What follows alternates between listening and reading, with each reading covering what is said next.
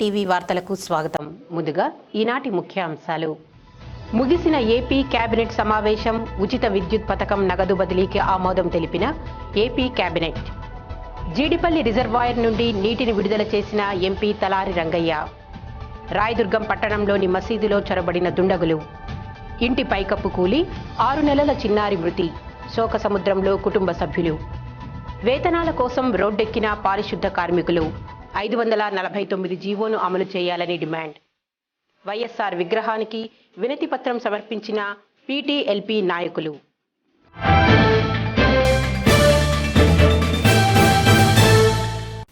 రైతుకు అందే విద్యుత్తు ఎప్పటికీ ఉచితమని, ఒక్క కనెక్షన్ కూడా తొలగించబోమని ముఖ్యమంత్రి వైఎస్ జగన్మోహన్ రెడ్డి స్పష్టం చేశారు. ప్రభుత్వం చేపడుతున్న సంస్కరణల పట్ల రైతులపై ఒక్క పైసా భారం కూడా పడదని హామీ ఇచ్చారు. అమల్లో ఉన్న పథకాన్ని మరింత మెరుగుపరుస్తున్నామని, వచ్చే 35 ఏళ్ల పాటు ఉచిత విద్యుత్ పథకానికి ఢోకా లేకుండా చేస్తున్నట్లు వెల్లడించారు. సీఎం జగన్ అధ్యక్షతన ఆంధ్రప్రదేశ్ కేబినెట్ సమావేశమైంది. ఈ భేటీలో ఉచిత విద్యుత్ పథకం నగదు బదిలీకి రాష్ట్ర మంత్రివర్గం ఆమోదం తెలిపింది.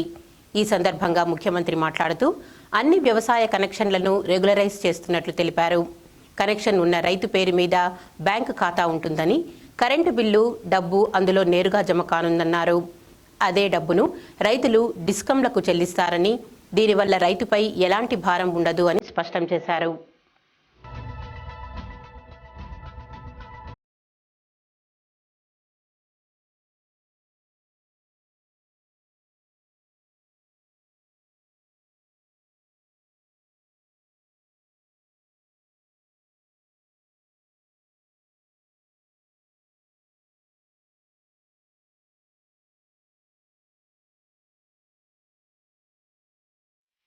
రాయలసీమ నీటి ప్రాజెక్టుల కోసం ఏపీ సీఎం జగన్ ప్రత్యేక నిధులు కేటాయిస్తున్నారని అనంతపురం ఎంపీ తలారి రంగయ్య తెలిపారు.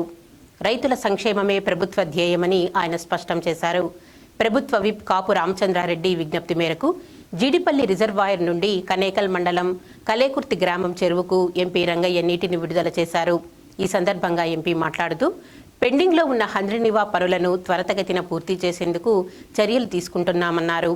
ఈ కార్యక్రమంలో మాజీ ఎమ్మెల్యే విశ్వేశ్వరరెడ్డితో పాటు స్థానిక నాయకులు, కార్యకర్తలు పాల్గొన్నారు.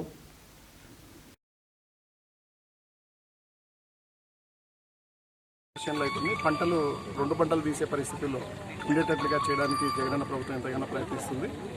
అందుకు సంబంధించి ప్రాజెక్టులకు సంబంధించిన ఏవైతే ఉన్నాయో నిధులు వాటిని కూడా కేటాయిస్తున్నారు.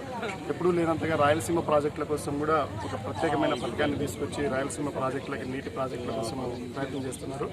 అందులో భాగంగా పోతిరెడ్డిపాడును చేస్తూ ఉన్నారు. తర్వాత హంద్రినీవా ద్వారా ఇంకా మనకి మిగిలిన పనులు ఏవైతే ఉన్నాయో కూడా అవి కూడా భవిష్యత్తులో పూర్తి చేసి ఈ ప్రాంతంలో ఉండే రైతులను ఆదుకోవడానికి ఈ ప్రభుత్వం అన్ని విధాలా పనిచేస్తున్నారు. పనికి సమాన వేతనం చెల్లించాలని ప్రభుత్వ ఆసుపత్రిలో పనిచేస్తున్న కార్మికులు రోడ్డెక్కారు. అనంతపురం సర్వజన ఆసుపత్రి ముందు బైఠాయించి ఆందోళన చేపట్టారు. ఏఐటీయూసీ నాయకులు ఆందోళనలో పాల్గొని వారికి మద్దతు పలికారు. ఏఐటీయూసీ జిల్లా కార్యదర్శి రాజారెడ్డి మాట్లాడుతూ కార్మికులకు కరోనా వారియర్స్గా ప్రజల్లో గుర్తింపు వచ్చినప్పటికీ ప్రభుత్వం మాత్రం పట్టించుకోవడం లేదని మండిపడ్డారు. కరోనా సమయంలో కార్మికులు ప్రాణాలకు తెగించి పనిచేస్తున్న వారికి ఎలాంటి ప్రోత్సాహకాలు గాని సెలవులు గాని ఇవ్వడం లేదన్నారు. ఇప్పటికైనా ప్రభుత్వం కార్మికుల శ్రమను గుర్తించి 549 జీవో ప్రకారం 16,000 రూపాయల వేతనం ఇవ్వాలని వారు డిమాండ్ చేశారు. మరి 549 జీవో ఇష్యూ చేసిన తర్వాత ఇప్పటికీ 9 నెలలు కావస్తా ఉంది. ఇప్పటి వరకు కూడా దాన్ని ఇంప్లిమెంట్ చేయడం లేదు. మరి ఆర్థిక సమస్యలు లేదా దాని గురించి మరి ఆల్రెడీ వైద్య శాఖ మంత్రి గారికి రిప్రజెంట్ చేయడం జరిగింది, ముఖ్యమంత్రి గారు రిప్రజెంట్ చేయడం జరిగింది. ఇంతవరకు అయితే అమలు చేయడం లేదు. హాస్పిటల్స్లో పనిచేసేటువంటి పారిశుద్ధ కార్మికులు కోవిడ్తో మరి సతమతమయ్యేటువంటి పరిస్థితులు, దాదాపు 20-30 మంది వరకు కూడా ఇక్కడ కోవిడ్ వచ్చినటువంటి సందర్భం. అయితే డాక్టర్లకు ఇతర సిబ్బందికి అయితే సెలవులు ఇస్తున్నారు, కానీ ఇక్కడ ఉన్నటువంటి పారిశుద్ధ కార్మికులకి మరి అదేవిధంగా సెక్యూరిటీకి గార్డ్స్కి వాళ్ళకు సెలవులు ఇవ్వడం లేదు. కోవిడ్ వస్తే వాళ్ళకి సరైన ట్రీట్మెంట్ లేదు. మరి 50 లక్షలు పరిహారంలో కూడా వాళ్ళు లేరు. కాబట్టి వెంటనే ప్రభుత్వం స్పందించాలి. శాలువాలు కప్పుతున్నారు, దండలు వేస్తున్నారు, కానీ వీళ్ళకి ఇవ్వాల్సినటువంటి వేతనాలు దాదాపు 2 నెలల నుంచి పెండింగ్ ఉంది.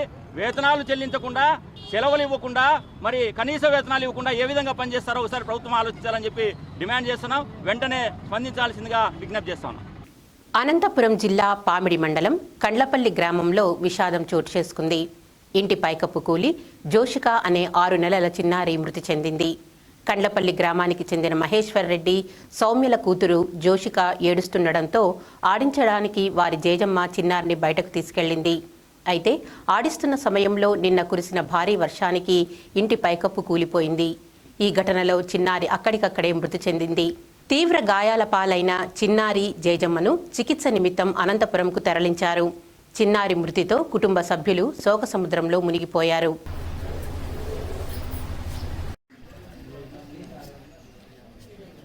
అనంతపురం జిల్లా రాయదుర్గంలో జరుగుతున్న వరుస దోపిడీలతో పట్టణ వాసులు బెంబేలెత్తిపోతున్నారు. దేవాలయాలకు సైతం రక్షణ లేకుండా పోయిందని ఆవేదన వ్యక్తం చేస్తున్నారు. తాజాగా పట్టణంలోని కోట ప్రాంతంలో ఉన్న మసీదులో దొంగలు పడ్డారు. మసీదు ప్రహారీ గోడపై నుంచి దూకి దుండగులు లోపలికి ప్రవేశించారు. ఇనుపరాడ్తో హుండీని పగలగొట్టి హుండీలో ఉన్న సొమ్మును దోచుకొని పరారయ్యారు. అయితే జరుగుతున్న చోరీలపై విమర్శలు వెల్లువెత్తుతున్నాయి. పోలీసులు రాత్రి వేళల్లో సక్రమంగా గస్తీ నిర్వహించకపోవడంతోనే చోరీలు అధికమవుతున్నాయని మసీద్ నిర్వాహకులు ఆరోపిస్తున్నారు. ఇనపెట్టిని రాత్రి దుండగులు దోచుకొని పోయినారు. కాబట్టి 11 గంటల వరకు కూడా బయట ఉన్నాము. రాత్రి 2 గంటల మధ్యలో 2-3 గంటల మధ్యలో ఇక్కడ దొంగతనం జరిగింది. ఇక్కడ ఒకటే కాదు, మక్కా మస్జిద్లో కూడా ఇదే విధమైన దొంగతనం జరిగిందని విన్నాము. అక్కడ కూడా ఇదే విధంగా ఇనపెట్టిన పగలగొట్టి దుండగులు దోచుకొని పోయినారు. ఈ మసీద్ పేరు మదీనా మస్జిద్ ఫోర్ట్ గేటు. ఇంతకు మునుపు పోయిన సంవత్సరం ఇదే మసీద్లో ఇదే డబ్బాను పగులుకొట్టి దాంట్లో ఉన్న డబ్బును దొంగిలించుకుని పోయినారు. మరి నిన్న రాత్రి కూడా ఇదే పద్ధతితో పగులుకొట్టి డబ్బులు దోచుకుపోయినారు. కాబట్టి మేము కూడా త్వరలో సాధ్యమైనంత వరకు సీసీ కెమెరా ఏర్పాటు చేయడానికి ప్రయత్నిస్తాము. ఇందులో దీనిపైన పోలీస్ అధికారులు కూడా జాగ్రత్త వహించి వారిపై తగిన చర్య తీసుకుంటారని నేను కోరుతున్నాను. ప్రైవేటు విద్యా సంస్థల యాజమాన్యానికి మంచి బుద్ధి ప్రసాదించాలని అనంతపురం నగరంలోని వైఎస్ఆర్ విగ్రహానికి పీటీఎల్పీ వెల్ఫేర్ అసోసియేషన్ నాయకులు వినతి పత్రాన్ని సమర్పించారు. లాక్డౌన్ విధించినప్పటి నుండి ప్రైవేట్ విద్యా సంస్థల్లో పనిచేస్తున్న అధ్యాపకులు తీవ్ర ఇబ్బందులు ఎదుర్కొంటున్నారని వారు తెలిపారు. వేతనాలు ఇవ్వకుండా యాజమాన్యాలు వేధించడమే కాకుండా విధుల నుండి కూడా తొలగిస్తున్నారని అసోసియేషన్ నాయకులు ఆరోపిస్తున్నారు. అయితే ప్రైవేట్ విద్యా సంస్థల్లో పనిచేస్తున్న అధ్యాపకులకు మార్చి నుండి వేతనాలు చెల్లించలేదని ఏపీ పాఠశాల విద్యా డైరెక్టర్ నేడు మెమో జారీ చేశారు. జారీ చేసిన మెమో కాగితాలకే పరిమితం కాకుండా కార్యరూపం దాల్చేలా ప్రభుత్వం చర్యలు తీసుకోవాలని వారు విజ్ఞప్తి చేశారు. ఈరోజు ప్రభుత్వం నుంచి కూడా ఒక మెమోని ఇవ్వడం జరిగింది. గతంలో కూడా ఇలాంటి మెమోలు దాదాపుగా 2 మెమోలు వచ్చాయి. ఈ 2 మెమోల్లో కూడా ప్రైవేటు సంస్థల్లో పనిచేస్తున్నటువంటి ప్రైవేట్ టీచర్స్కు, ప్రైవేట్ లెక్చరర్స్కు ఈ కరోనా కాలంలో ఖచ్చితంగా జీతాలు చెల్లించాలని ఒక సర్కులర్లు కూడా 2 సార్లు ఇవ్వడం జరిగింది. మరి అదేవిధంగా ఈ 2 సర్కులర్లతో కూడినటువంటి ఇప్పుడు నిన్న ఒక మెమో కూడా మళ్ళీ రావడం జరిగింది. ఈ అధికారులకు బుద్ధి కలిగించాలి. అలాగే మా జీతాలు మాకు మీ ద్వారా ఈ విధంగా ఇప్పించేందుకు మాకు ధన్యవాదాలు అని రాజశేఖర రెడ్డి గారికి మేము వినతిపత్రం ఇవ్వడం జరిగింది. రాయదుర్గం పట్టణంలోని కనేకల్ రోడ్డులో 3 రోజుల క్రితం మణప్పురం ఫైనాన్స్ కార్యాలయంలో జరిగిన చోరీ కలకలం రేపుతోంది. చోరీ జరిగిన స్థలాన్ని ఐపీఎస్ అధికారి ఆది రాజసింహ పరిశీలించారు.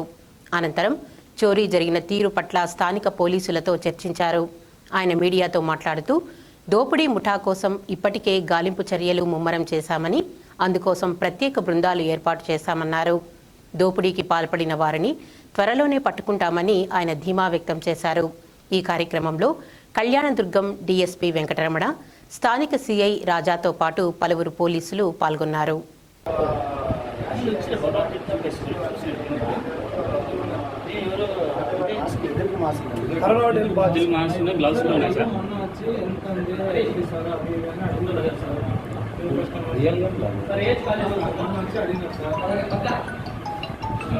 సార్ నమస్కారం సార్. సార్ అదే ఫుటేజ్ కూడా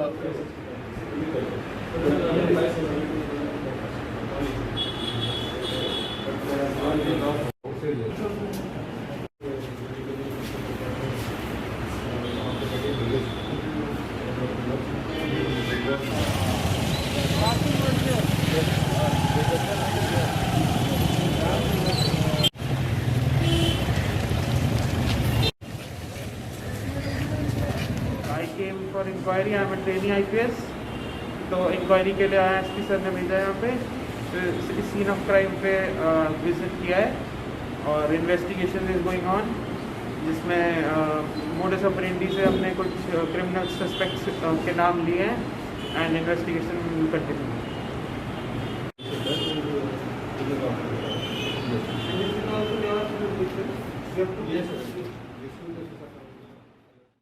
అక్రమ మద్యాన్ని అరికట్టడానికి పోలీసులు గట్టి చర్యలు తీసుకుంటున్నా మద్యం మాఫియా ఆగడాలు రోజురోజుకి పెరిగిపోతున్నాయి.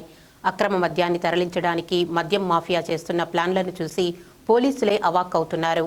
తాజాగా అనంతపురం జిల్లా చెన్నై కొత్తపల్లి స్టేషన్ పరిధిలో ఒక వ్యక్తి అత్యంత చాకచక్యంగా మద్యం తరలిస్తుండగా పోలీసులు పట్టుకున్నారు.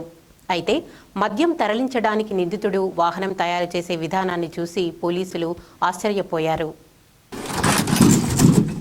ఏమని చెప్పినా వర్ష పట్టుకుంటే కోసేస్తుంది. చిన్నగా